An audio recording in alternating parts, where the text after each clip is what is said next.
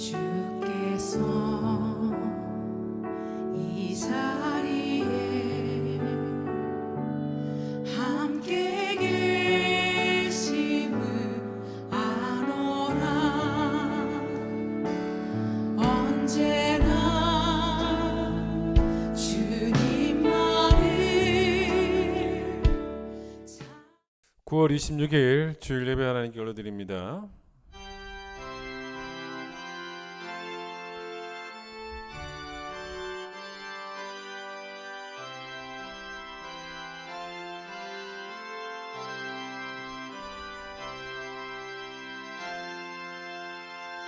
온 땅에 여호와께 즐거운 찬송을 부를지어다. 기쁨으로 여호와를 섬기며 노래하면서 그의 앞에 나아갈지어다.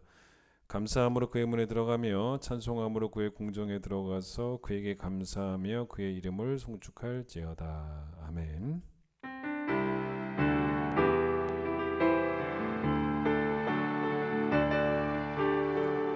지존하신 주님 이름 앞에 모두 무릎 꿇고 다 경배.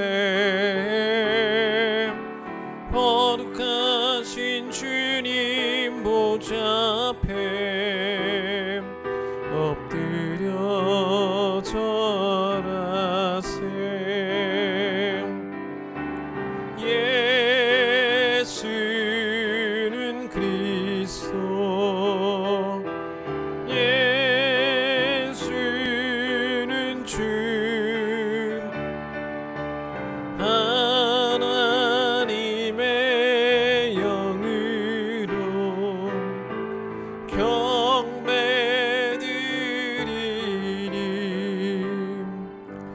우리의 죄를 고백합니다.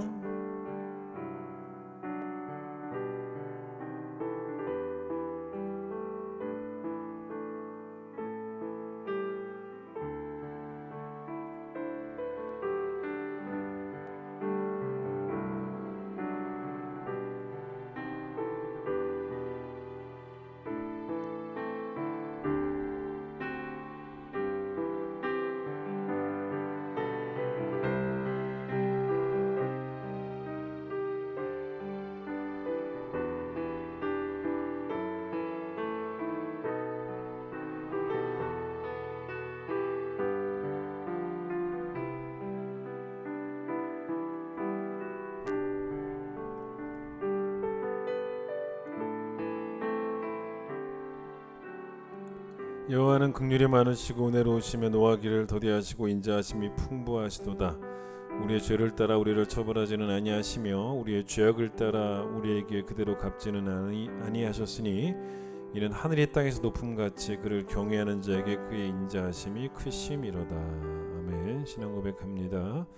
나는 전능하신 아버지 하나님 천지의 창조주를 믿습니다. 나는 그의 유일하신 아들 우리 주 예수 그리스도를 믿습니다. 그는 성령으로 잉태되어 동정녀 마리아에게서 나시고 본디오 빌라도에게 고난을 받아 십자가에 못 박혀 죽으시고 장사된 지 사흘 만에 죽은 자 가운데서 다시 살아나셨으며 하늘에 오르시어 전능하신 아버지 하나님 우편에 앉아 계시다가 거기로부터 살아있는 자와 죽은 자를 심판하러 오십니다. 나는 성령을 믿으며 거룩한 공교회와 성도의 교제와 죄를 용서받는 것과 몸의 부활과 영생을 믿습니다. 아멘. 200장입니다.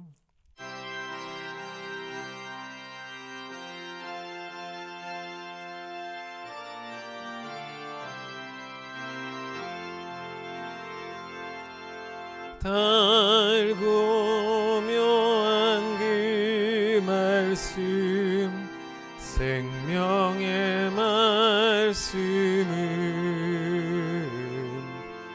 귀한 그 말씀 진실로 생명의 말씀이 나의 길과 믿음 밝히 보여주니 아름답고 귀한 말씀 생명샘이로다.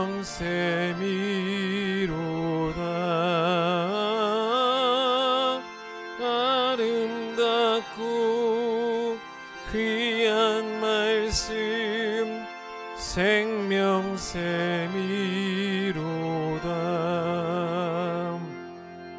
귀한 주님의 말씀은 내 노래 되도다.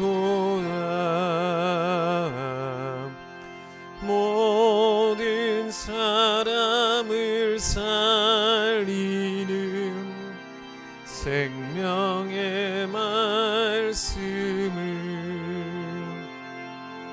값도 없이 많아 생명길을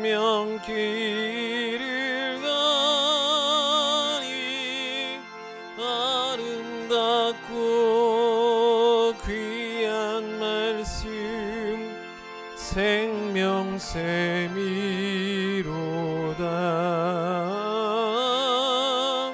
아름답고 귀한 말씀 생명샘이로다.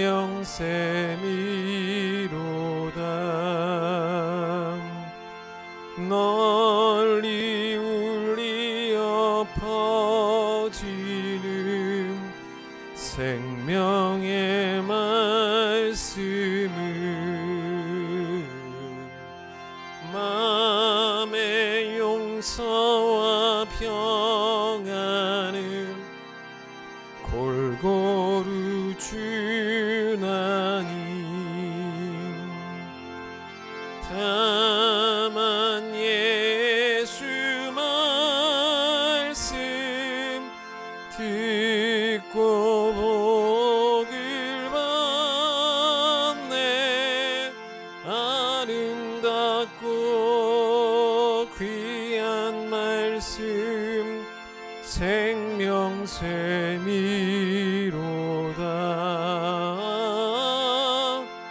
아름답고 귀한 말씀 생명샘이로다.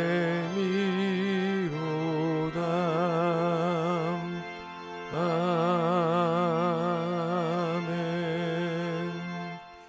예레미야 15장을 보겠습니다. 예레미야 15장 구약성경 1075페이지 예레미야 15장 15절로 21절 제가 읽습니다. 1075 제가 읽겠습니다. 여호와여 주께서 하시오니 원하건대 주는 나를 기억하시며 돌보시사 나를 박해하는 자에게 보복하시고 주의 오래 참으심으로 말미암아 나로 멸망하지 아니하게 하옵시며 주를 위하여 내가 부끄러움 당하는 줄을 아시옵소서. 만군의 하나님 여호와시여 나는 주의 이름으로 일컬음을 받는 자라 내가 주의 말씀을 얻어 먹었사오니 주의 말씀은 내게 기쁨과 내 마음의 즐거움이오나 내가 기뻐하는 자의 모임 가운데 앉지 아니하며 즐거워하지도 아니하고 주의 손에 붙들려 홀로 앉았사오니 이는 주께서 분노로 내게 채우셨음이니이다. 나의 고통이 계속하며 상처가 중하여 낫지 아니함은 어찌 됨이니이까. 주께서는 내게 대하여 물이 말라서 속이는 시내 같으시리이까. 여호와께서 이와 같이 말씀하시되 너가 만일 돌아오면 내가 너를 다시 이끌어 내 앞에 세울 것이며 내가 만일 헛된 것을 버리고 귀한 것을 말한다면 너는 나의 입이 될 것이라. 그들은 내게로 돌아오려니와 너는 그들에게로 돌아가지 말지니라. 내가 너로 이 백성 앞에 견고한 노성벽이 되게 하리니 그들이 너를 칠지라도 이기지 못할 것은 내가 너와 함께 하여 너를 구하여 건짐이라. 여호와의 말씀이니라. 내가 너를 악한 자의 손에서 건지며 무서운 자의 손에서 구원하리라. 아멘. 오늘은 박동국 집사님 기도십니다. 기도하시겠습니다. 아침의 인자하심과 저녁의 성실함으로 창조하신 이 세상을 다스리시고 살피시는 살아계신 하나님 아버지, 여호와 하나님의 그 광대하신 권능과 공의로움과 우리를 자녀 삼아주신 그 기쁜 사랑에 감사와 찬양과 경배를 드립니다. 지난 추석 명절에 먼 길 다녀온 성도들 지켜주시고 큰 사고 없게 우리의 육체를 지켜주시고 오랫동안 못 본 가족들 만나 위로를 나누게 하신 사랑의 하나님께 감사를 드립니다. 또한 여러 상황으로 만나야 할 가족을 만나지 못하고 마음이 힘들었을 성도들에게도 그 마음의 소망을 허락하여 주신 은혜의 하나님께 감사를 드립니다. 오늘 예배에 임하는 모든 성도들의 마음에 오직 하나님을 향한 감사와 찬양으로 가득 찰 수 있도록 주님께서 인도하여 주시옵소서. 이르시되 너희가 너희 하나님 나 여호와의 말을 들어 순종하고 내가 보기에 의를 행하며 내 계명에 귀를 기울이며 내 모든 규례를 지키면 내가 애굽 사람에게 내린 모든 질병 중 하나도 너희에게 내리지 아니하리니 나는 너희를 치료하는 여호와임이라. 할렐루야. 우리를 치료하시는 여호와 라파의 하나님을 찬양하며 코로나 극복과 예배의 회복을 위하여 기도합니다. 수도권 거리두기 4단계를 적용한 지 여러 달이 지나고 있습니다. 병에 걸린 사람들은 질병에 고통받아 신음하고 병에 걸리지 않은 사람들도 삶이 더 고단하고 마음의 소망을 잃어가고 있습니다. 그 고통의 무게가 소외된 계층과 사회적 약자들에게 더욱 편중되고 있고 스스로 목숨까지 끊는 경우가 늘어간다고 하니 이 상황이 너무나 안타깝고 답답한 것 같습니다. 여호와 라파 치료의 하나님께서 고통받는 우리의 이웃들의 영혼과 육체를 치료하여 주시옵소서. 그들의 육체의 고통이 영혼을 젖먹지 않도록 멀어지게 하시옵고 그 영혼의 구원을 허락하셔서 하나님의 사랑을 맛보아할 수 있는 큰 은혜를 허락하여 주시옵소서. 오직 주님만이 하실 수 있는 큰 일을 모든 세상 사람들이 알 수 있게 하시옵소서. 예배의 회복을 위하여 기도합니다. 오랫동안 지속된 비듬의 예배 상황으로 예배가 타락되지 않게 하시고 더욱더 예배의 소중함을 느끼고 예배에 대한 사모함이 더욱 충만하여지는 기회가 되게 하시옵소서. 코로나 상황 속에서도 오히려 예배가 회복되는 놀라운 축복을 우리 성도들에게 내리어 주시옵소서. 어지러운 세상 속에서 우리 교회의 역할이 더욱 소중해지는 것 같습니다. 우리 예배가 회복되어야겠습니다. 우리 신앙이 회복되어야겠습니다. 말씀과 기도가 충만하여지고 전도가 살아나고 사랑의 교제가 넘쳐나는 교회가 되게 하시옵소서. 오로지 교회로 모이기만 힘쓰는 것이 아니라 세상을 향해 나아가는 교회가 되게 하시옵소서. 우리 교회만의 부흥이 아니라 모든 교회의 영적 부흥을 강구하는 교회가 되게 하시옵소서. 칠흑 같은 어둠 속에서 생명의 빛이 되게 하시옵고 숨기지 못하는 산 위의 동네와 같은 교회가 우리 큰 기쁨 교회 되게 하시옵소서. 대입을 준비하는 수험생들을 위해 기도합니다. 이제 대학 수학 능력 시험이 2개월이 채 남지 않았습니다. 원서 접수하고 이제 남은 날들을 하루하루 세어가며 마음 졸이며 남은 공부 중인 수험생들, 얼마나 그 마음이 외롭고 떨리고 힘들겠습니까? 모든 걸 아시는 주님께서 우리 수험생들의 마음을 살펴주시어 그 마음에 평안함을 주시고 함께 준비하는 부모님들 마음에도 동일한 평안함을 허락하여 주시옵소서. 고난 중에 기도하는 믿음을 모두에게 내려주시고 이제 얼마 남지 않은 시간 말씀과 기도와 찬양으로 주님과 함께하는 시간이 되게 하시옵소서. 세상 사람이 원하는 결과를 원치 않고 하나님의 계획을 구하는 수험생들 되게 하시옵소서. 오늘 예배를 위해 기도합니다. 말씀 전하시는 목사님 항상 하나님을 경외하고 겸손하여서 육신이 강건하고 영혼이 윤택하게 하시고 설교할 때에는 성령님을 온전히 의지하여 은혜의 말씀을 전파하도록 인도하여 주시옵소서. 오늘 말씀 듣는 모든 성도들에게도 성령님께서 함께 하셔서 말씀이 성도들과 하나 되게 하시고 말씀이 믿음이 되어 세상을 넉넉히 이기고 세상 가운데 하나님을 선포하는 하나님의 자녀들이 되게 하시옵소서. 현장 예배와 온라인 예배 준비를 위해 수고하시는 모든 성도들 함께 준비하는데 어려움이나 미움이 없게 하시고 변함없는 열정으로 헌신하여 하나님을 향한 사랑이 함께하는 축복을 허락하여 주시옵소서. 오늘 예배의 모든 것을 주님께 맡깁니다. 이 모든 간구 예수님의 이름으로 기도드립니다. 아멘.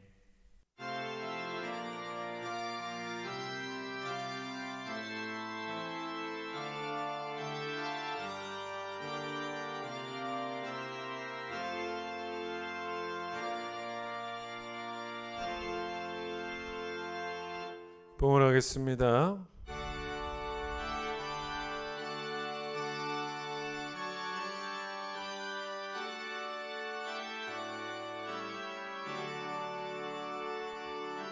내게 있는 모든 것을 아낌없이 드리네. 사랑하고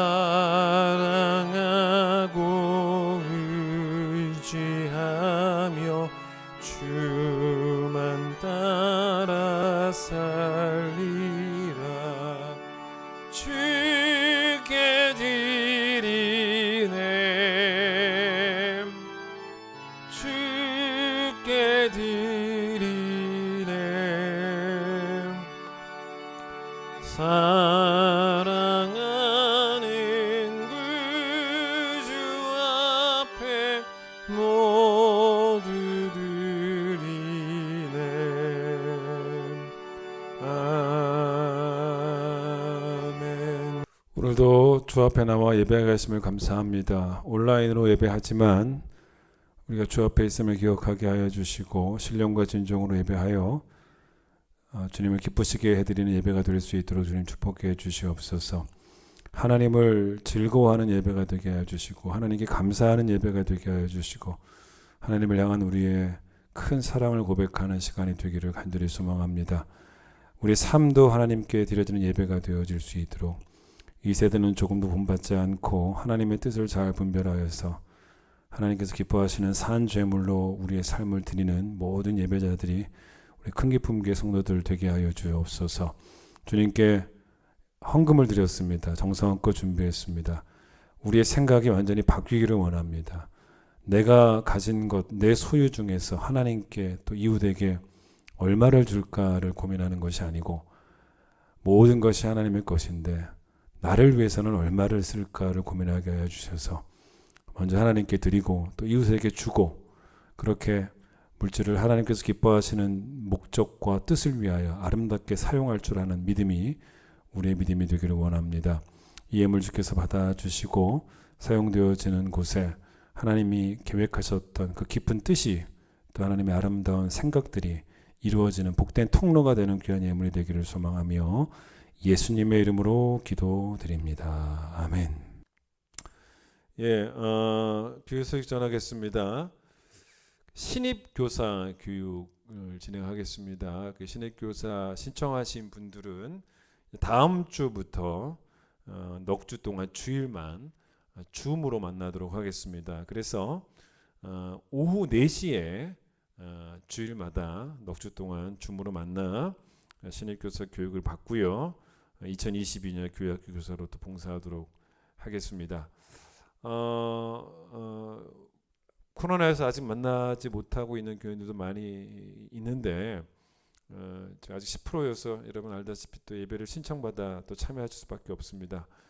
교회 나오지 못하셔도 꼭 온라인으로 예배 잘 드리시고 또 시간을 정해서 예배 드리시고 또 집에서 드리는 예배도 또 잘 준비하시고 경건한 마음과 또 경건한 태도로 또 예배 드리셔서 하나님께 영광 돌리시기를 바랍니다. 특순이 있습니다.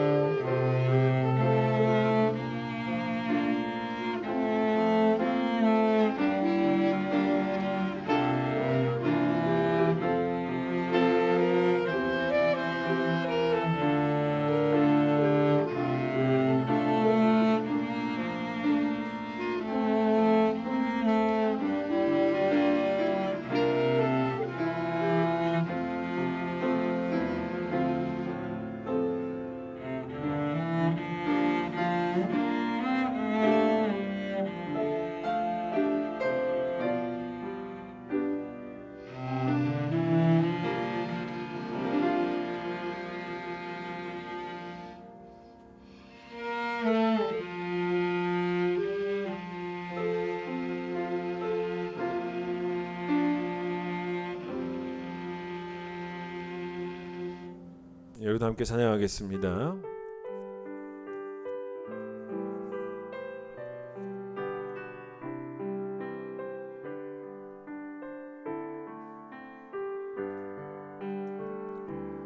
여기에 모인 우리 주의 은총 받은 자여라. 주께서 이 자리에 함께 계심을 아노라. 언제나 주님만을 찬양하며 따라가리니 시험을 당할 때도 함께 계심을 믿노라. 이 믿음 더욱 굳세라. 주가 지켜주신다.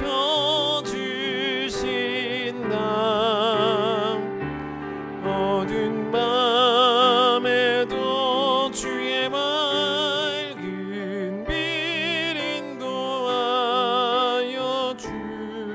주신다. 오늘 본문의 예레미야는 남유다를 상대로 예언했던 예언자죠. 그 남유다가 하나님을 떠나서 죄에 빠져 살고 있었고, 그런 남유다를 향해서 하나님이 뭐라고 말씀하시냐면 너희가 지금이라도 내게 돌아와야 된다. 내게로 돌아오지 않으면 심판을 피할 수 없다라고 하는 그런 아주 날이 선 하나님의 메시지를 예레미야를 통해 하나님께서 전하게 하셨단 말입니다. 예레미야를 눈물의 선지자라고도 부르기도 합니다. 그러니까 자기 민족을 벌하시려는 하나님이 계시고 또 그걸 깨닫지 못하고 계속 방탕한 남유다 백성들이 있고 그 사이에 서서 백성들에게 빨리 하나님께로 돌아와라 라고 하는 말씀을 전하는 그 마음이 얼마나 아팠겠어요. 그러니 정말 눈물을 많이 흘리고 또 자기 민족이잖아요. 자기 민족에게 그 메시지를 전하니까 얼마나 눈물이 많이 났겠습니까? 그런데 여러분 예레미야는 동시에 또 인간인지라 갈등도 많았던 예언자였습니다. 왜냐하면 자기가 전하는 메시지가 부드럽지가 않잖아요. 사람들이 좋아하는 메시지가 아니에요. 아주 강하고 센 메시지입니다.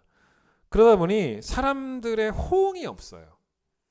근데 호응은커녕 오히려 그런 예레미야를 사람들이 막 핍박을 하고 괴롭힙니다. 그런 예레미야도 어떤 생각이 들겠습니까? 하나님 말씀을 더 이상 전하고 싶지 않다라는 그런 마음들이 계속 생기는 거예요. 그런 이야기들이 여러분 사실 예레미야서에 여러 군데 나와요. 여러 군데 나오는데 오늘도 오늘 우리가 읽은 본문도 예레미야가 막 속사람이 막 갈등하는 전해야 되나 말아야 되나 그런 내용들이 들어있는 본문 중에 하나예요. 그런데 이제 그런 예레미야에게 하나님께서 주신 말씀이 너무 귀한 말씀이 하나 있어요. 제가 그 말씀에 저도 개인적으로 참 은혜를 받고 오늘 설교를 준비하게 되었는데 말씀을 전하는 자에게 사실 중요한 것은 뭐냐면 메시지의 호응도가 아닙니다. 그게 아니라 메시지의 정확도가 이제 중요한 거죠. 사람들의 호응이 어떠냐에 따라서 메시지의 수위가 얼마든지 변할 수 있고 결정될 수 있고 그게 아니에요. 그건 틀린 거고 그래서 여러분 에스겔서에서 예레미야 말고 에스겔서에서도 하나님께서 에스겔에게 계속 하셨던 말씀이 뭐였냐면 유명한 말씀이죠. 듣든지 아니 듣든지라는 거예요. 그러니까 그들의 호응이 어떠하든지 상관없이라는 말이에요. 제가 하나 읽어드릴게요. 에스겔 2장 5절 6절 쉬운 성경을 읽어드리겠습니다. 본래 반항하는 일밖에 모르는 사람들이라 듣지도 않겠지만 듣든 안 듣든 내 말을 전하는 자가 저희 가운데 있다는 것만을 알게 해주어야 하지 않겠느냐. 비록 너가 가시와 찔레 속에서 살고 전갈대 가운데서 살고 있더라도 그들을 두려워하지 말아라. 그러니까 박해를 받는 한이 있더라도 하나님 말씀을 그냥 올곧게 계속 뚝심 있게 전하라는 그런 이야기죠. 즉 메시지의 호응도가 아니라 메시지의 정확도를 강조하신 것입니다. 오늘날도 사실은 마찬가지거든요. 말씀을 듣는 성도들의 반응이 교회에서 여러분의 반응이 좋든 나쁘든 그건 전혀 중요하지가 않아요. 그게 설교를 전하는 자에게 영향을 끼치면 안 된다는 거죠. 그거와 상관없이 하나님의 말씀이라면 이 강단에서 계속 선포가 되어져야 된다는 이제 그런 이야기죠. 그런데 예레미야는 자꾸 흔들려요. 오늘 본문 말고 들어보세요. 예레미야 20장 8절. 내가 입을 열어 말을 할 때마다 폭력을 고발하고 파멸을 외쳤습니다. 그래서 주의 말씀 덕분에 나는 날마다 욕을 먹고 조롱하는 몸이 되었습니다. 그러니까 지금 하나님 앞에서 막 지금 그 일종의 투정을 부리는 거예요. 사람들에게 자기가 환영을 받지 못하고 있다라는 생각이 얼마나 불편했는지. 사실 그렇지 않습니까? 우리도 어딘가에서 환영받지 못하면 그것이 되게 우리에게 불편함이 되지 않습니까? 그래서 예레미야가 계속 자기가 환영받지 못하는 것 때문에 막 흔들리는 그런 상황이었는데, 그러니 예레미야가 계속 어떤 생각들을 하게 된 거냐면, 내가 차라리 말을 하지 말아야지, 말씀을 전하지 말아야지, 그런 해서는 안 될 생각까지 하게 된 거죠. 그게 오늘 이제 본문의 이야기예요. 18절 보세요. 18절에서는 뭐라고 말하냐면, 하나님의 말씀을 자기가 전하면 전할수록 사람들의 박해가 계속 심해지고 있다는 거예요. 그게 예레미야에게는 결국 뭐냐면 고통이에요. 또 그게 예레미야에게는 뭐가 되냐면 상처가 되었다는 거예요. 내가 이래도 전해야 되나? 그런데 여러분, 이렇게 아파하고 흔들리는 예레미야에게 하나님이 뭐라고 대답하시는지를 보셔야 돼요. 하나님이 이렇게 말씀하십니까? 하나님이 그런 하나님은 아니에요. 예레미야야, 너 정 힘들면 하지 마. 너가 사람들에게 환영을 받는 게 중요하지, 너의 공동체에서, 너의 동네에서, 너의 이웃에게서 환영받는 게 중요하지 말씀이 뭐가 중요하겠냐, 이러시지 않아요. 중요한 것은 바로 뭐냐면 예레미야가 끝까지 뭐가 돼야 되냐면, 성경의 표현대로 한다면 뭐가 돼야 되냐면 하나님의 입이 돼야 되는 거예요. 그게 예언자예요. 그래서 하나님이 전하라는 말씀을 그대로 가감없이 전하는 것을 성경은 뭐라 그러냐면 하나님의 입이라 그래요. 그래서 하나님은 예레미야에게 뭐라고 말씀하시냐면, 오늘 제가 이 말씀 때문에 이 본문을 본 거예요. 19절 보세요. 여호와께서 이와 같이 말씀하시되 너가 만일 돌아오면이라 그래요. 그러니까 지금 일단 돌아와야 될 사람이 누구냐면 예레미야예요. 그러니까 예레미야가 자기가 지금 너무 상심을 해서 안전하겠다 막 이런 마음들이 자꾸 드니까 일단 돌아와야 될 사람이 누구냐? 예레미야라고 하나님께서 말씀하시는 거죠. 근데 돌아오라는 게, 예레미야가 돌아온다는 것의 정확한 의미가 뭐냐면, 그 다음 보세요.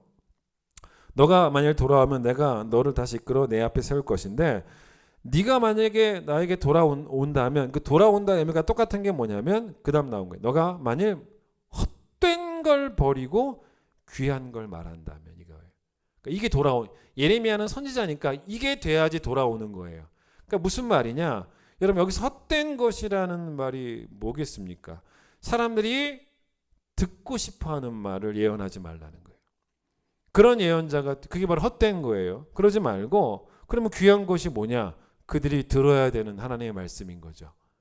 하나님이 그들에게 전하라고 하는 그 말씀을 말하는 예언자, 그걸 뭐라 그래요? 너는 나의 입이 되라. 나의 입이 되라. 예언자에게 나의 입이 되라라고 그렇게 말씀을 하십니다.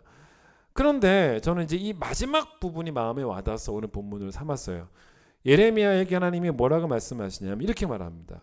그들이 너에게로 돌아오려니와 너는 절대로 그들에게 돌아가면 안 된다라고 말씀합니다. 이게 오늘 설교의 제목이기도 합니다. 너는 그들에게로 돌아가면 안 된다는 거예요.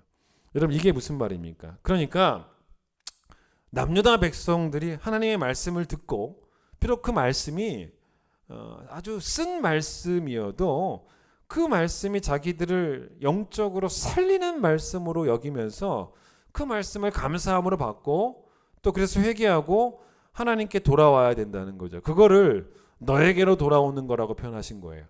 그래서 하나님께로 돌아오는 일이 벌어져야 되는 것이지, 그게 아니라 그들이 너에게로 돌아와야지 너가 그들에게 돌아가면 안 된다는 거예요. 이 말이 뭡니까? 너가 그들에게 환영을 받기 위해서 그들이 듣고 싶어하는 부드러운 말을 해주는 가짜 예언하면 안 된다는 거예요. 하나님의 입이 되기를 포기하면 안 된다는 거예요. 여러분, 이 시대 목회자들도 마찬가지입니다. 이 시대는 하나님께서 목사들을 통해서 이 교회에서 하나님이 말씀하시게 하시는데, 목회자가 성도들을 하나님께로 돌아오게 해야지 목회자가 성도들에게 돌아가면 안 된다는 거예요. 즉 성도들의 듣는 취향에 맞는 말을 해주는 그런 목회자가 되면 그런 목회자는 가짜라는 거죠. 그러니까 예레미야 시대에도 여러분 가짜 예언자들이 많았어요. 그래서 남유다 백성들에게 자꾸 좋은 얘기만 해주는 그런 가짜 예언자에 대해서 예레미야 23장으로 넘어가 보세요. 이 가짜 예언자에 대한 이야기가 예레미야 23장에 나오는데 자세히 다 보지는 않겠습니다. 그런데 그 가짜 예언자에 대해서 자 28절 보세요. 진짜 예언자는, 참된 예언자는 내 말을 받은 자는 성실함으로 내 말을 말하는 게 맞죠. 그러니까 이게 뭐냐면 나의 입이 되는 거예요. 그런데 가짜 예언자는 어떻게 되냐면 바로 32절 끝에 보세요. 가짜 예언자는 그 말씀을 듣는 사람들에게 아무런 유익이 없다는 거예요. 유익을 못 주는 가짜 예언자라는 것입니다. 그래서 비록 그 말씀이 강한 말씀이어도 유익이 된다면 얼마든지 그 말씀은 받아야 된다는 거예요. 그 얘기를 하고 싶었던 거죠. 하나님께서 하시고 싶었던 거죠. 그래서 여러분 어디를 보시냐면 23장 29절 보세요. 자, 하나님께서 뭐라고 말씀하셨어요? 하나님의 말씀은 뭐와 같다는 것입니까? 불과 같다는 거예요. 또 하나님의 말씀은 뭐와 같으냐면 바위를 쳐서 부서뜨리는 뭐와 같다는 거예요? 방망이 같다는 것입니다. 그러니까 하나님도 말씀을 뭐라고 정의하셨냐면 뭐 부드러운 솜사탕 같다, 그렇게 말씀하지 않으십니다. 불 같고 방망이 같은 게 말씀이다. 즉 우리 안에 있는 모든 더러운 것들을 불태우는 능력, 우리 안에 있는 강팍함과 단단함들을 다 깨트리는 힘과 능력이 말씀에 있다고. 그리고 그런 말씀이 결국 우리에게 결과적으로 어떻게 되는 거냐면 유익이 되는 거라고. 즉 그걸 하나님께서 말씀해 주신 거죠. 시편 119편 24절을 보시면 어떤 말씀이 나오냐면 주의 증거들은, 그 다음 들어보세요, 나의 즐거움이요 나의 충고자니이다 라는 말씀이 나옵니다. 그러니까 시편 기자에게 하나님의 말씀이 불편하게 여겨지지 않고 뭐로 여겨지냐면 하나님의 말씀은 자기에게 즐거움이라는 거예요. 근데 왜 이 말씀이 자기에게 즐거움이라고 했냐면 이걸 아셔야 돼요. 이런 믿음이 필요해요. 이 말씀이 자기에게 뭐가 되기 때문에? 충고자가 되어주기 때문에, 위로자가 되어주기 때문에라고 표현하기보다는 충고자가 되어주기 때문에. 그 옛날 성경에는 뭐라고 나오냐면 모사가 되어주기 때문에. 모사라는 말이 좀 어렵죠. 근데 모사는 카운셀러, 상담자라는 뜻입니다. 자, 우리가 왜 상담자를 만나러 갑니까? 가서 상담자를 만나서 내게 어떤 문제가 있으니까 만나러 가는 거죠. 그 상담자를 만나서 그 상담자 역할이 뭡니까? 우리를 상담할 때 내가 어떤 문제가 있어서 상담자를 만나러 갔어요. 그러면 상담자는 그렇게 합니까? 내게 어떤 아첨이라도 좀 해가면서 나를 좀 기분 좋게 만들어 주는 게 상담자의 역할은 사실은 아니잖아요. 그 상담자는 뭐가 문제인지를 정확하게 파악해 주고 상담자의 역할은 고쳐주는 거예요. 그게 인도죠. 고쳐주는 게 인도입니다. 그게 상담자의 역할이에요. 자, 여러분, 말씀이 내게 아주 불편한 간섭처럼 여겨지면 안 되는 거예요. 말씀이 내게 고마운 상담자로, 고마운 충고자로 여겨질 수 있도록 여러분의 마음의 밭이 좋아져야 되는 겁니다. 말씀 아니면 내가 진짜 성도 구실을 하겠는가라는 생각으로 고마운 상담자를 만나듯이 말씀을 만나는 바로 그런 태도. 그러면 말씀이 여러분에게 뭐가 되냐면 즐거움이 된다는 거예요. 저도 설교를 이렇게 하게 되면요, 우리 교회 성도들도 저에게 이렇게 피드백을 해줍니다. 어떤 피드백을 해줍니까? 목사님, 은혜 받았습니다 라고 하는 피드백을 해줍니다. 그런데 여러분, 이 은혜 받았다라는 말을 좀 잘 이해해 보세요. 근데 여러분, 우리가 은혜 받았다라는 말이 먼저는 이런 말이에요. 목사님, 위로를 받았습니다. 말씀 듣고 위로를 받았습니다.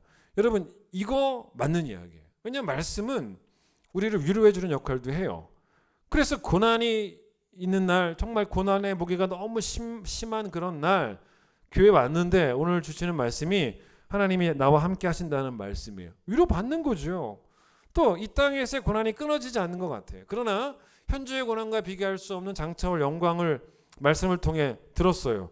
그러면 당연히 위로를 받는 거죠. 염려하지 않아도 하나님이 우리 아버지가 되어주시기 때문에 염려하지 말라라는 몇 주 전의 말씀도 여러분에게 위로가 되었을 거예요. 지난주의 말씀, 내가 억울한 일을 당했지요. 그런데 하나님이 공의로우신 하나님이기 때문에 모든 것을 회복시켜 주실 것이라는 말씀도 우리에게 위로가 됩니다. 여러분, 그러면 은혜 받았다라는 말이 여러분에게 위로받았다라는 말과 똑같은 말이 되는 거죠. 그런데 한 가지 예를 한번 들어보겠습니다. 지난주에 설교가 억울한 일을 당한 자, 하나님의 공의에 의존하라라는 말씀이었는데 여러분 가운데 억울한 일을 당한 사람만 있겠습니까? 아니죠. 가해자도 있을 수 있어요. 가해자가 와서 그 설교를 들을 수도 있는 것이고, 가해자가 와서 또 다른 어떤 주제의 설교를 들을 수도 있는 것이죠. 그러니까 여러분, 은혜 받았다라는 말은 절대로 하나님께 말씀을 통해 위로를 받았다라는 좁은 의미로만 쓰여서는 안 돼요. 은혜 받았다에 또 다른 의미가 있어요. 그게 뭐냐면 고침을 받았다라는 말이에요. 이게 은혜예요. 그러니까 부드럽지는 않았어요. 강했어요. 센 말씀이었습니다. 그런데 그 말씀이 내게 위로자가 된 것보다는 그 말씀이 내게 상담자가 된 거예요. 그 말씀이 내게 충고자가 된 거예요. 그래서 나를 하나님께로 돌아가게 하는 말씀이 된 겁니다. 나를 꺾은 말씀이에요. 나를 이긴 말씀이에요. 나를 고친 말씀이어서 나는 그 말씀을 통해서 뭐를 만났냐면 불을 만났어요. 나는 그 말씀을 통해 뭘 만났냐면 방망이를 만났어요. 나를 발가 벗기는 말씀이었습니다. 근데 영적인 민낯을 보게 하는 말씀이었어요. 그런 의미로도 은혜 받았다라고 말할 줄 알아야 되는 거예요, 여러분. 왜냐하면 말씀의 책망은 말씀의 아주 중요한 기능 중 하나입니다. 그래서 여러분, 성경이 언제 말씀을 포근한 이불이라고 그랬습니까? 아니에요. 성경은 말씀을 검이라고 해요. 성령의 검이라고 했습니다. 이스라엘 백성이 광야에서 이제 만나를 먹죠. 근데 사실 만나는 하루치만 거둘 수 있었고 안식일 전날만 이틀치를 거둘 수 있었던, 그래서 안식일에는 거두지도 말아야 되는 것이었고, 그런데 또 그걸 이렇게 쌓아서 보관할 수도 없었던 것이 결국 이게 금세 썩어요. 금세 썩으니까 결국은 이 만나는 보관할 수 있는 그런 어떤 쌓을 수 있는 재물의 가치도 없어요. 그런데 나중에 이제 모세가 광야 생활을 다 끝마칠 때 신명기를 쓰면서 신명기 8장에서 뭐라고 얘기했냐면 하나님이 우리에게 만나를 주신 목적이 있다는 거예요. 그게 신명기 8장 3절에서 모세가 뭐라 그랬냐면 너희도 알지 못하고 또 조상들도 알지 못했던 만나를 우리에게 먹이신 것은, 이렇게 말해요. 사람이 떡으로만 사는 게 아니고 하나님의 입에서 나오는 말씀으로 사는 줄을 우리가 알도록 하시기 위해서 만나만 먹이셨다는 것입니다. 자, 무슨 말이냐면 이게 이런 말입니다. 만나는 쌓아놓을 수 있는 사유재산이 못 됐죠. 만약 광야에서 만나라도 무슨 재산적 가치가 있는, 쌓을 수 있는 것이 되었다면 여러분, 이스라엘 백성은 길을 쓰고라도 남보다 더 사람답게 살려고, 그러니까 재산이 더 많아야지만 더 사람다울 수 있잖아요. 그러니까 남보다 더 사람답게 살려고 만나를 모으는 일에 정말 집중했을 거예요. 광야에서라도 저 사람보다 더 잘 살려고. 그게 우리 인간의 죄성이지 않습니까? 그런데 여러분, 하나님은 만나를 쌓을 수 없도록 만드심으로써 이스라엘 백성의 관심을 다른 곳으로 돌리게 하신 거예요. 즉 광야가 좋지 않은 환경이잖아요. 그러나 아무리 환경이 좋지 않더라도 거기서도 우리는 성도답게 살아야 되기 때문에 이거예요. 그래서 여러분 광야에서라도 사람답게 살려면 만나가 필요하겠지만 그러나 광야에서도 우리가 성도답게 살려면 뭐가 필요하냐면 말씀이 필요하다는 거예요. 그래서 하나님은 이스라엘 백성들에게 하나님의 말씀에 더 집중할 수 있도록 성도답게 사는 일에 더 집중할 수 있도록 싸울 수 없는 만나를 먹이셨다라고 그렇게 모세가 말을 한 거예요. 바울이 이제 갈라디아서 4장에서 이 갈라디아 교회 성도들에게 어떤 말을 했냐면 원래 이제 갈라디아 교회 성도들이 바울을 참 사랑했던 사람들이었는데 어느 순간 바울을 마치 원수처럼 대하기 시작했습니다. 그 이유가 다른 게 아니었다. 딱 한 가지였다는 것입니다. 그게 뭐냐면 바울이 그렇게 표현해요. 내가 여러분에게 참된 말을 했는데 참된 말을 했다고 그게 돌아서냐? 그 바울 딴에는 좀 마음이 섭섭하기도 했겠죠. 내가 참된 말을 했는데 그게 부모의 심정으로 한 말인데 그렇게 나를 원수 대하듯 나로부터 돌아서면 되겠냐? 그렇게 말을 합니다. 그러면서 바울이 거짓 사도와 자기를 비교를 해요. 여러분들이 지금 거짓 사도들을 따라가는데 거짓 사도들의 실체가 뭔지 아냐는 거예요. 그래도 따라가겠냐는 것입니다. 거짓 사도들은 여러분들에게 참된 말은 안 한다는 거예요. 듣기 좋은 말만 계속 한다는 것입니다. 그런데 왜 거짓 사도들이 그렇게 하냐면 갈라디아서 4장 17절에 나오는 표현입니다. 결국은 여러분들이 자기들에게 열심을 내게 하려고 라는 표현을 씁니다. 이게 무슨 말이냐면 인기 있는 그 지도자가 되어서 성도들이 자기들을 좀 따르도록 하기 위해서 좋은 말만 해준다는 것입니다. 이걸 더 쉽게 표현하면 요즘의 감각에 맞게 표현한다면 교회를 이제 어떤 목회자가 있는데 교회를 뭘 만들려고 하는 거예요? 자기의 안정된 직장으로 만들어 놓으려고. 자기를 따르는 사람이 많이 있다는 것은 이 교회가 자기에게 안정된 직장이 되는 거예요. 이제 그런 사람들이 그 시대의 거짓 교사들이었다는 거예요. 근데 바울은 그런 사람이 아니었죠. 그러니까 사람들이 자기를 따르게 하려는 것이 아니고 예수를 따르게 하도록 하기 위해서 바울은 아무리 말씀이 센 말씀이어도 부드럽지 않고 강한 말씀이어도 달달하지 않고 쓴 말씀이어도 그들에게로 돌아가는 법은 없었다는 거예요. 예레미야의 표현처럼, 예레미야에게 주신 말씀처럼. 그래서 결국 이게 이제 무슨 말이었냐면 결국은 사랑의 문제였다는 것입니다. 자기를 사랑하는 목회자, 나밖에 모르는 목회자가 하나님의 말씀을 굳이 거침없이 전하고 싶은 마음은 없는 거예요. 왜냐하면 모든 성도들에게 환영을 받는 게 좋잖아요. 모든 성도들에게 인기가 있는 목회자가 되고 싶은 목회자라면 설교도 가려서 합니다. 교회를 안정된 직장과 돈 버는 곳 그 이상으로 생각하지 않는 목회자라면 조심조심 설교하는 거예요. 사실 예레미야도 사실 그 갈등을 한 거예요. 예레미야도 자기를 좀 사랑하고 싶은 마음이 생긴 거죠. 그래서 사람들에게 자기도 환영받는 그런 평범한 일상을 살고 싶은 거예요. 근데 이 말씀 때문에 그게 안 되는 거예요. 여러분 이런 생각 해보세요. 부모가 아이에게 먹을 것을 줄 때 아이의 몸에 좋은 걸 이제 주지 않습니까? 근데 채소를 먹으라고 애들 채소 잘 안 먹지 않습니까? 근데 이 채소를 이 아이가 먹어야지 건강하니까 채소를 먹게 하려고 엄마 아빠가 그 채소에다가 막 설탕을 막 뿌려가지고 그걸 먹인다. 여러분 그건 사랑이 아니잖아요. 아이는 그 설탕 뿌린 채소를 매일매일 먹다가 뭐 목 넘기면 편하겠죠. 안 쓰니까. 근데 결국 그렇게 편안한 목 넘김 때문에 그 아이는 결국 병에 걸리죠. 그렇게 설탕 많이 먹으면 안 되는 거죠. 갈등하는 예레미야에게 필요한 것은 하나님께서 원하셨던 거 뭐냐면 너를 사랑하지 말라는 거예요. 말씀을 전하는 자가 자기를 사랑하면 되겠냐는 거예요. 죄에 빠진 민족을 사랑하라는 거예요. 그래서 예레미야가 절대로 죄에 빠진 백성들에게 돌아가서는 안 되는 거예요. 그들이 하나님께로 돌아올 수 있도록 반드시 그가 많은 박해를 받아도 하나님의 입이 되어야 했던 그 상황이 바로 오늘 상황이에요. 그러니까 얼마나 고민이 되었겠습니까만은 결과적으로 예레미야는 여호와께로 돌아오죠. 하나님의 말씀만 전하는 그런 선지자가 되죠. 여러분, 말씀은 딱 그런 거예요. 거울 같은 겁니다. 말씀은 여러분 포토샵이 아니에요. 포토샵으로 우리가 얼굴을 막 뽀샤시하게 만들기도 하고 또 뭐 작은 키를 늘려서 만들어 놓기도 하고, 그렇게 내 원래의 모습은 별로 좋아하지 않고 내 원래의 모습보다 더 예뻐 보이는 모습을 내 진짜 모습으로 믿고 싶은 그 바람이 우리로 하여금 포토샵으로 행하게 만들지 않습니까? 저희 아내 그 고등학교 친구인데 그 고등학교 친구가 SNS를 저도 이렇게 보게 되는데 자기 사진을 이렇게 올리는데요. 저도 그 친구를 만난 적이 있는데 저는 페이스북에 나오는 그 친구를 볼 때마다 깜짝 놀라요. 그 친구가 아니에요. 너무너무 놀래요.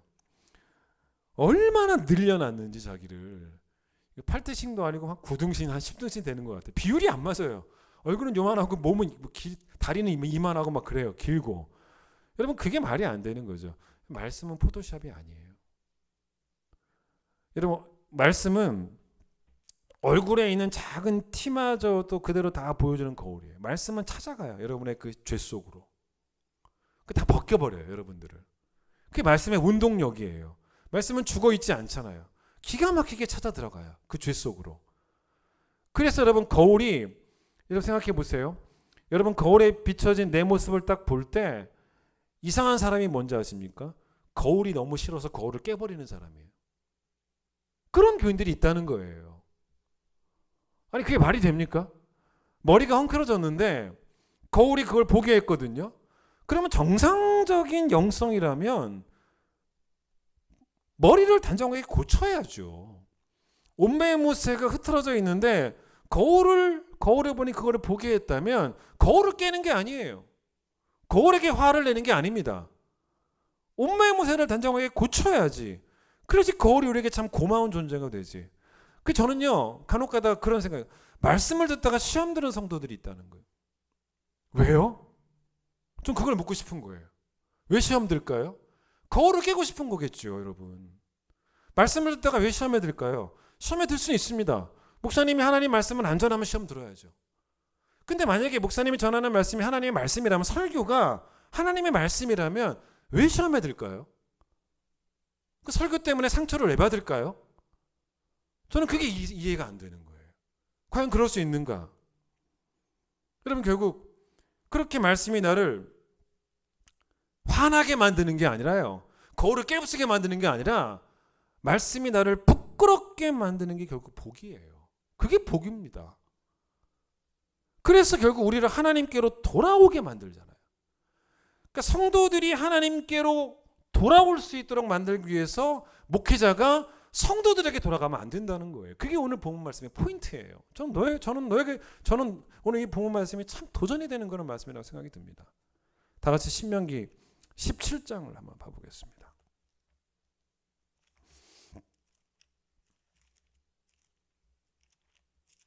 신명기 17장을 봐보십시오.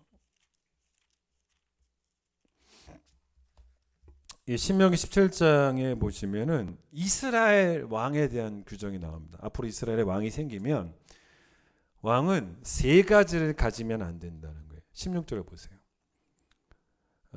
그는 뭘 많이 가지지 말고 병마를 많이 가지면 안 된다는 거예요. 군사력이 많으면 안 된다는 거죠. 17절 보세요. 또 뭘 많이 가지지 말고 아내를 많이 가지지 말라는 것입니다. 그다음에 17절 끝에 뭘 가지지 말고 은금을 많이 가지지 말라라고 이렇게 말을 합니다. 이게 결국 다 뭐냐면 이런 것들이 많으면 많을수록 왕이 하나님을 떠나게 된다는 거예요. 그러니까 하나님을 의지하는 왕이 되는 것이 아니라 자기의 군대를 의지합니다. 자기의 재산을 의지합니다. 여러분, 아내를 많이 두지 말라는 것도 사실은 이게 단지 성적인 타락만을 의미하지는 않아요. 이 당시 여러 나라의 여성들을 자기의 아내로 취했던 왕들이 왜 그랬겠습니까? 정치적 동맹이에요. 정치적 동맹을 맺기 위해서 저 나라 여성과 결혼을 하고, 그러냐면 병마도 많고 돈도 많고 게다가 동맹국도 많고 이러면 점점 하나님부터 멀어지는, 그럼 그게 이스라엘이 아니죠. 이스라엘의 왕도 아닌 거죠. 반대로 여러분 18절 보세요. 왕이 꼭 가져야 되는 게 있습니다. 그게 뭔지를 보자는 거죠. 18절 보세요. 뭘 말하냐면 그가 왕위에 오르거든 이 율법서의 등사본을 레위 사람 제사장 앞에서 책에 기록하여 평생에 자기 옆에 두고 읽어 그의 하나님 여호와 경외하기를 배우며 이 율법의 모든 말과 이 규례를 지켜 행할 것이라. 그리하면 그의 마음이 그 형제 위에 교만하지 아니하고 이 명령에서 떠나 좌로나 우로나 치우치지 아니하리니 라는 말씀이 나옵니다. 그러니까 이제 뭘 꼭 가지고 있어야 되냐면 18절은 그런 말씀 같아요. 그러니까 성경 원본을 가져다가 직접 복사본을 왕이 만들라는 거예요. 그런 의미 같습니다. 그러니까 18절은 왕이 그걸 가져다가 직접 복사본을 한자 한자 본인이 써 내려가라는 거예요. 물론 왕이기 때문에 신하를 시켜서 쓰게 해서 복사본을 만들 수도 있겠지만 그렇게 하지 말고 왕이 직접 한자 한자 써서 복사본을 만드는, 여러분 이게 어떤 의미겠습니까? 여러분 우리들 가운데도 집에서 성경 필사하는 분들 계시죠? 저는 그거 참 좋다고 봅니다. 왜냐하면 눈으로 읽는 것보다 속도가 느리잖아요. 그 속도가 느리면 한자 한자 더 깊이 마음에 와닿을 수 있으니까, 그러니까 왕도 그렇게 한 거겠죠. 한자 한자 써내려가면서 그 느린 속도로 말씀을 읽었겠죠. 그리고서는 어떻게 해요? 그렇게 쓰는 것으로 끝나는 게 아니고 평생을 자기 옆에 두고 계속 읽으라는 거예요. 자, 이 말씀이 없으면 정치를 못 한다는 거예요. 좋은 왕이 될 수 없다는 것입니다. 왜냐? 20절 보세요. 말씀이 있어야지만 그의 마음이 그 형제 위에 뭐해지지 않는다? 교만해지지 않는다라는. 여러분 사실 이 왕이라는 자리가 세상적으로 봐서는 아쉬울 게 없어요. 자신이 잘난 사람이기 때문에 이렇게 왕이 됐다 그런 생각이 들고, 뭐 게다가 은금도 많아지고 병마도 많아지고 동맹국도 많아지면 점점 교만해지는 거예요. 그런데 왕이 교만해지면요, 말씀이 가만 놔두겠습니까? 말씀은 계속 그 교만을 계속 책망하는 거예요. 그러니 여러분 이런 큰 나라에 뭐 정말 병마도 많고 동맹국도 많고 왕비도 많은 막 그런 세상 나라의 왕이 어떻습니까? 누구의 인도를 받겠습니까? 왕은 인도받지 않아요. 자기 멋대로 살아요. 그러나 세상 나라의 왕은 아무도 그를 인도하지 못하는 그런 절대 권력자이겠지만, 그러나 이스라엘의 왕은 그렇지 않다. 이스라엘의 왕은 끝까지 하나님의 말씀이 인도를 해야 된다는 거예요. 그 왕을. 그래서 왕은 말씀의 책망이 내게 옆에 가까이 두고 있는 그 말씀이 나를 계속 책망하는 것이 얼마나 다행인가. 그걸 계속 느끼는 사람 가운데 하나가 이스라엘 왕이 돼야 된다는 거예요. 교만해질 때마다 말씀이 책망하고, 말씀이 책망해서 다시 교만을 꺾고, 그게 얼마나 이 말씀이 중요한지를 이 성경이 말하고 있는 거죠. 역대하 16장을 보면서 한번 적용을 시켜보겠습니다. 자, 역대하 16장을 보시면 뭐 여러 왕이 나오는데 그 중에 7절 보세요. 7절에서는 누구가 나오냐면 남유다의 3대 왕이에요. 3대 왕. 이름이 아사예요. 아사 왕이 나옵니다. 그런데 이 아사 왕이, 자 제가 한번 7절부터 10절을 한번 읽어드릴게요. 들어보세요. 그때 선견자 하나니가 유다 왕 아사에게 나와서 그에게 이르되 왕이 아람 왕을 의지하고 왕의 하나님 여호와를 의지하지 아니하였으므로 아람 왕의 군대가 왕의 손에서 벗어났습니다. 구스 사람과 룹 사람의 군대가 크지 아니하며 말과 병거가 심히 많지 아니하더이까. 그러나 왕이 여호와를 의지했기 때문에 여호와께서 왕의 손에 넘기셨습니다. 여호와의 눈은 온 땅을 두루 감찰하사 전심으로 자기에게 행하는 자들을 위해서 능력을 베푸시나니 이 일은 왕이 망령되이 행하였은즉 이후부터는 왕에게 전쟁이 있으리이다 하매 아사가 노하여 선견자를 옥에 가두었으니 이는 그의 말에 크게 노하였음이며 라고 나옵니다. 여러분 잘 보세요.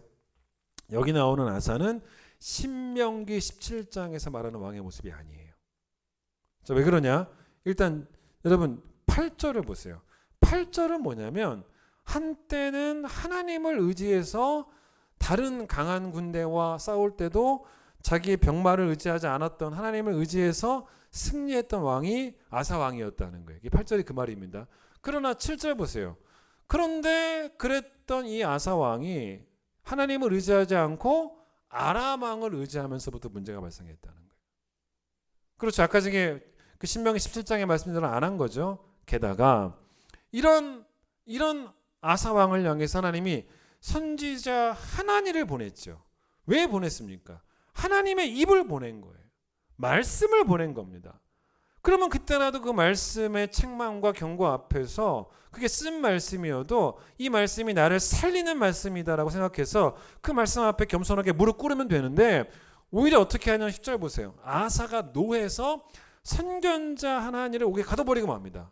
그러니까 평생 성경 필사본을 옆에 두고 말씀의 인도를 받아야 될 왕이 말씀을 가둬버리고 만 거예요. 그러니까 내게 듣기 싫은 소리 하라고 나한테 왔냐? 이러면서 감옥에 가둬버린 거죠. 자, 그런데 아사 왕이 3대 왕이라면 그 다음 왕이 4대 왕이 여호사밧 왕입니다. 17절 나오죠. 여호사밧이 유다의 왕이 되었다는 것이 1절 보세요. 아사의 아들이었던 여호사밧이 이제 왕이 됩니다. 그런데 여러분 이 여호사밧은 어떤 사람이냐면 물론 이 여호사밧도 하나님 보시기에 완전한 왕은 아닙니다.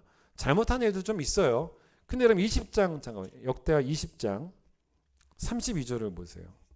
자, 여호사밧에 대한 평가가 나오지 않습니까? 여호사밧이 그의 아버지 아사의 길로 행하여 돌이켜 떠나지 아니하고 그래도 여호와 보시기에는 정직하게 행했다는 거예요. 행하였으나가 나오는 거 보니까 좀 문제점도 있었다는 것입니다. 그러니까 완전한 왕은 아닙니다. 자, 그런데 이 여호사밧 왕이 잘 보세요. 영적으로 상태가 좋았을 때 했던 말이 있어요. 그게 20장 20절이에요. 보세요. 이게 왕이에요. 뭐라 그럽니까? 20장 20절. 이에 백성들이 아침에 일찍 일어나서 두고 아들로 나가니라. 나갈 때 여호사밧이 서서 이르되 백성들에게 이렇게 말합니다. 유다와 예루살렘 주민들아 내 말을 들어라. 첫 번째 너희는 누구를 의지해라? 하나님을 신뢰해라. 하나님을 의지해라. 그게 살 길이다. 두 번째 너는 누구를 신뢰해라? 선지자들을 신뢰해라. 이 말이 뭡니까? 하나님의 말씀을 존중히 여겨라. 좋은 왕이었다는 거죠. 그러니까 하나님의 말씀을 귀하게 여기는 그게 아까 봤던 신명기 17장의 왕의 모습 아니었습니까? 자, 다윗이 하나님 마음에 합한 왕이었다라고 하는 그런 아주 좋은 평가를 받게 되어집니다. 여러분 그런데 그 이유가 뭔지를 생각해 볼게요. 그가 밧세바를 범하죠. 또 그의 남편이었던 우리아를 죽입니다. 정말 막 거침없이 죄를 막 짓습니다. 누구도 브레이크를 걸 수 없을 만큼 어떤 절대 권력자의 횡포를 부렸던 시절이었습니다. 근데 여러분 그때 그 거침없는 횡포, 거침없는 그 절대 권력자의 횡포를 막아낸 게 하나 있었어요. 그게 바로 뭔지 아십니까? 말씀이었어요. 말씀이 막아요. 그 다윗을 막습니다. 그가 막 길을 잃었을 때 하나님이 누구를 보내시냐면 하나님의 입이었던 말씀의 선지자였던 나단을 보내십니다. 나단이 다윗에게 이런 말을 해요. 왕이시여 어떤 마을에 두 사람이 있는데 한 사람은 부자입니다. 한 사람은 가난한 사람인데요. 이 부한 사람은 부하니까 양도 많고 소도 많고 근데 가난한 사람은 아무것도 없었습니다. 그냥 어린 암양 한 마리 딱 있었는데 그러다 보니 이 어린 암양이 이 가난한 사람에게는 전부니까 얼마나 귀했겠습니까? 그래서 이 어린 암양은 그 자기 아이들과 함께 막 같이 자라기도 하고 또 주인이 먹는 음식을 함께 먹기도 하고 주인이 먹는 음료를 같이 먹기도 하고 심지어는 주인의 품에 안겨 잠을 자고 마치 이게 나단이 했던 말입니다. 주인에게는 딸과 같은 그런 암양이었습니다. 딸처럼 여겼던 그런 암양이었습니다. 그런데 어느 날 말입니다. 이 부자에게 나그네 한 사람이 찾아왔어요. 그래서 이 부자가 이 나그네를 대접을 해야 되는데 자기네 집에는 그렇게 양도 많고 소도 많은데 이게 아까운 거예요. 이게 아까워서 그중 한 마리 잡는 게 아까워서요. 그 가난한 사람의 어린 암양 한 마리밖에 없는 거 그거를 빼앗아서 나그네를 대접을 하게 됩니다. 여러분 그 이야기를 듣고 다윗이 분노를 해요. 어떻게 그런 나쁜 인간이 다 있냐고. 여러분 막 분노를 하죠. 여러분 우리가 언제 분노합니까? 남의 죄를 이야기할 때 막 분노하지 않습니까? 그런 나쁜 인간이 다 있냐고. 근데 여러분, 우리가 남의 죄를 이야기할 때 분노하지만 내 죄를 이야기할 때 분노합니까? 우리 잘 분노 안 해요. 내 죄를 누가 이야기하면 우리는 오히려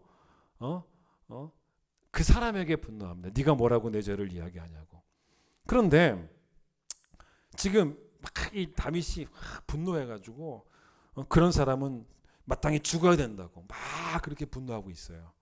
그때 나단이 다윗에게 아주 기분 나쁜 말을 해요. 뭐라고 말하는지 아십니까? 바로 당신이 그 부자입니다. 당신이 바로 그 사람입니다. 라고 딱 말을 해봐요. 왕 앞에서 감히 왕 앞에서. 여러분, 감히 왕 앞에서라는 생각을 만약에 다윗이 했다면 어떻게 됐겠습니까? 절대 권력자 앞에서 선지자가 와가지고 말이야, 자기에게 막 당신이 바로 그 사람입니다라고 막 이렇게 지적을 하면서 얼마나 화가 나요. 그러면 이전의 왕들, 그러니까 이전의 왕들이 아니고 이후의 왕들, 우리가 방금 전에 봤던 뭐 아사 왕이나 이런 이후의 왕들이라면 어떻게 했습니까? 감옥에 가둬요. 감히 네가 나한테 말이다. 근데 여러분, 다윗이 그렇게 하지 않아요. 오히려 나단을 통해 말씀하신 하나님을 만납니다. 자기가 그동안 너무 하나님으로부터 멀어졌다는 것이 하나님의 말씀으로부터 멀어졌다는 걸 깨닫게 된 거예요. 그래서 하나님이 말씀으로 자기를 찾아와 주시고 만나 주시고 자기를 고쳐 주시려고 하시는 게 너무나 감사했던 거예요. 여러분, 그 이후에 다윗의 행적은 물론 잘못한 적도 물론 있었지만 성경의 평가는 다윗은 하나님 마음에 합한 자라는 평가를 받게 되고, 그 이후에 나오는 왕들을 평가할 때 그 왕이 선왕이냐 아니면 악한 왕이냐의 기준이 뭐였냐면 다윗의 길로 행했냐 그러지 않았냐로 성경이 표현할 정도로 모든 왕의 표준이 되는 그런 왕이 되었습니다. 여러분, 뭐가 다윗을 고쳐주었습니까? 바로 말씀이었어요. 무엇이 다시 다윗을 하나님께로 향하게 돌아오게 했습니까? 말씀이었다는 거예요. 절대로 부드러운 말씀도 아니었고 위로의 말씀도 아니었습니다. 책망의 말씀이었고, 나단은 말씀의 검으로 거침없이 다윗을 찔러버렸습니다. 다윗은 기분 나쁘려면 한참 기분 나쁠 수 있을 것 같겠지만, 왜냐하면 특별히 나단이 수많은 회중들 앞에서 그냥 누구인지 지목도 하지 않고 그냥 설교한 것도 아니라 다윗 앞에서 1대1로 설교하면서 또 다윗 앞에서 다른 사람의 죄를 말한 게 아니고 바로 당신이다라고 말하면서 정확히 다윗을 꼭 집어서 그 왕궁에서 말씀으로 다윗을 책망을 합니다. 근데 그 거친 말씀이 다윗은 자기를 다시 살리려고 하시는 하나님의 사랑으로 이해가 된 거예요. 그럼 제가 교회를 처음 시작할 때부터 우리가 개척하면서 2012년이었는데 그때부터 지금까지 제가 계속 기도하는 것 중에 하나가 뭐냐면, 하나님, 우리 큰기쁨교회가 말씀의 세력이 흥왕케 되는 교회가 되기를 소망합니다. 먼저 설교자인 제가 하나님의 말씀만 꼭 설교할 수 있도록 저에게 분별력을 주시고 지혜를 주시고, 또 기도했던 것이 뭐냐면, 하나님, 성도들이 제가 전하는 말씀이 하나님의 말씀이 아니면 분노하게 하소서. 당연히 분노해야죠. 그러나 제가 전하는 말씀이 하나님의 말씀이라면 선포되어지는 그 모든 주제, 다양한 주제의 말씀 속에서 꼭 은혜 받게 하소서. 제가 그런 기도를 계속 해왔습니다. 물론 지금도 기도합니다. 이런 말씀이 오늘은 내 처진 어깨를 감싸 안아주면서 위로해주고 그 위로에 감사하는 성도가 되는 것도 필요하겠지만, 또 말씀이 내 처진 어깨를 감싸 안아주는 정도가 아니라 내 빗나간 발걸음을 고쳐줄 수도 있잖아요. 그래서 꼭 집어서 말씀이 나에게 그 사람이 바로 너다. 오늘 온라인으로 말씀을 들어도 이게 다르게 들리는 게 아니라 그 사람이 바로 너다라고 책망하시는 하나님의 많은 물소리처럼 여러분 한 사람 한 사람에게 이 말씀이 찾아가고 있다면 그게 바로 복이에요. 그게 복입니다. 저를 포함한 한국교회 모든 목회자들이 교회를 안정된 직장으로 삼기 위해서 부드러운 소리만을 듣기 원하는 성도들에게, 그런 성도들에게 돌아가는 목회자들이 없기를 기도해 주시고, 말씀을 가르치는 목회자가 먼저 그 말씀으로 자기를 먼저 책망해서 나부터, 목회자부터 하나님께로 돌아가고 또 성도들을 하나님께로 돌아갈 수 있도록 돕기 위해서 하나님이 주시는 말씀을 거침없이 전하는 하나님의 입이 될 수 있는 그런 목회자가 될 수 있도록, 그래서 그런 목회자들 통해 받는 그런 말씀들을 여러분이 오늘도 나를 포기하지 않으시고 오늘도 더 좋은 성도로 고쳐가시고 빚어가시는 하나님의 끈질긴 사랑으로 그렇게 여기는 성도들이 한국교회 성도들이 되고, 특별히 큰 기쁨 교회 성도들이 되기를 간절히 축원드리겠습니다. 찬양합니다.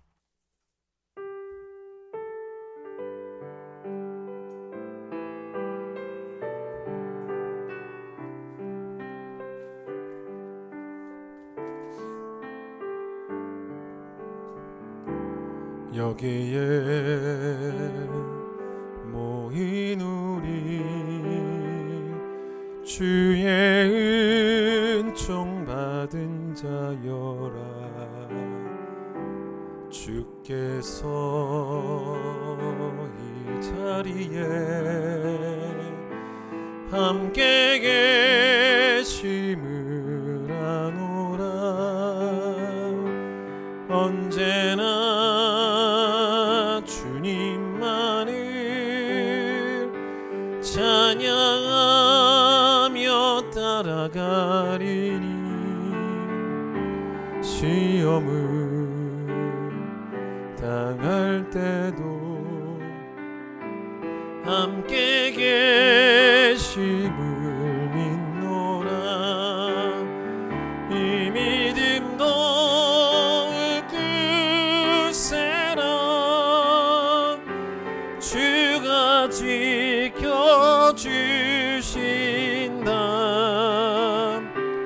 어두운 밤에도 주의 맑은 빛 인도하여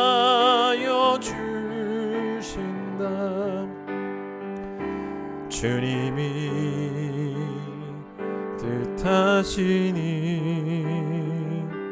헤아리기 어렵더라도 언제나 주 뜻 안에 내가 있음을 아노라. 사랑의 말씀들이 나를 더욱 새롭게 하니 때로는 넘어져도 죄의 승리를 믿노라. 이 믿음 너울 굳세라. 주가 지켜주신다. 어두운 밤에도 주의 맑은 빛 인도하여 주. 이 믿음 더 굳세라. 이 믿음 너울 굳세라. 주가 지켜주신다. 어두운 밤에도 주의 맑은 빛 인도하여 주신다. 말씀의 빛이 우리를 인도해 주시는 것이 얼마나 귀한 복인 줄을 다시 한번 깨닫기 원합니다. 말씀을 만나면 내 영적인 민낯을 보게 되고 내가 감추어두고 숨겨두었던 그 죄를 보게 되는 것이 괴로울 수는 있겠지만, 그러나 말씀은 때로는 처진 내 어깨를 감싸 안아주시는 하나님의 위로가 되기도 하지만, 빗나간 어긋난 나의 발걸음을 다시 바른 길로 걷게 하는 하나님의 치유와 하나님의 고침이 될 수도 있습니다. 우리 성도들 정말 이 심령이 좋은 옥토 같은 심령 성도들 될 수 있도록 주님 도와주셔서 내게 말씀이 있다는 것이 얼마나 감사한지, 그 말씀의 인도하심을 받는 하루하루가 얼마나 소중한 것인지를 꼭 기억하며 늘 말씀을 가까이하며 말씀을 경청하며 말씀대로 살아가는 일에 최선을 다하는 성도들이 우리 큰 기쁨교회 성도들 될 수 있도록 주님 축복하여 주시옵소서. 한국교회 목회자들, 한국교회 설교자들이 절대로 성도들에게 돌아가는 그런 일이 없도록 주님 도와주시고 성도들이 주께로 돌아올 수 있도록 성실한 말씀으로 하나님의 입이 되는 이 땅의 선지자와 같은 자들이 한국교회 모든 목회자들이 되어질 수 있도록 하나님 축복하여 주셔서 각 교회마다 말씀의 세력이 흥하게 되어지는 부흥을 경험하는 모든 교회들이 되어질 수 있도록 하나님 축복하여 주시옵소서. 이전에 예수님의 놀라우신 은혜와 하나님의 사랑과 성령의 역사하심이 오늘도 내게 주신 말씀으로 감사함으로 받는 모든 성도들 위해 함께하여 주시기를 간절히 축원하옵나이다. 아멘.